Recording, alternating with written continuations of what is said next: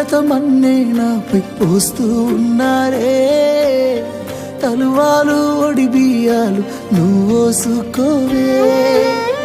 ఈ మన్ను పరుపుల నేను పడుకుంటున్నానే ఆ పూల పరుపులను హాయిగా నిదరోవే పైసా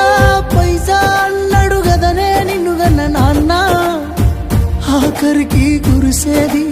ఆటన సిక్కల ఆనా పరుగు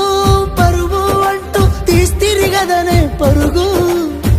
పానం పోయినంక మోగేదే డప్పుల దరువు ఉండదనికే హాని పిల్ల పాపాలతోని హాయిగా బతుకేను 100 ఏళ్ళు